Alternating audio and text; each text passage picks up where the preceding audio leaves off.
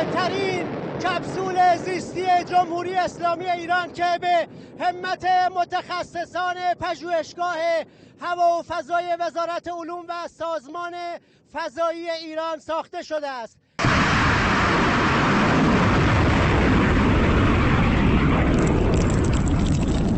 این کپسول زیستی پس از 10 سال وقفه با موفقیت به ارتفاع 130 کیلومتری از سطح زمین پرتاب شد. کپسولی که با موفقیت تستش انجام شد یک کپسول زیستی با حدود جرمی 500 کیلوگرم بوده که یک پرتاب زیرمداری موفق داشته. اجزا و اعضای مختلف در واقع پرتابگر و کپسول با موفقیت تست شد.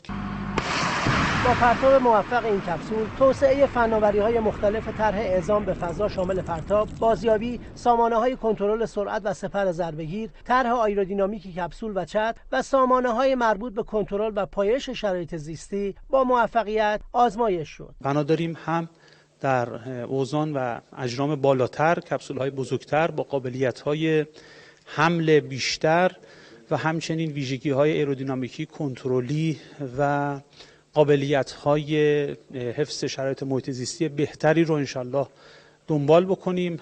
قراردادهایی رو تو این حوزه منعقد کردیم. پرتابگر این کپسول سلمان نام دارد که کاملا بومی و حاصل تلاش مجموعه سازمان هوافضای وزارت دفاع است. این پرتابگر یک پرتابگر کاملا جدید با ویژگی‌های جدید در حوزه‌های پیشرانش و طراحی آیرودینامیکی و کنترلی داشت. طرح پرتابگر دارای قطر بیشتری در محدوده محموله بودیم نسبت به خود پرتابگر که این ویژگی‌های خاصی رو بار می‌کنه و پیچیدگی‌های خاصی در حوزه ضرایب آیرودینامیکی و طراحی‌های سیستمی این محصول داره.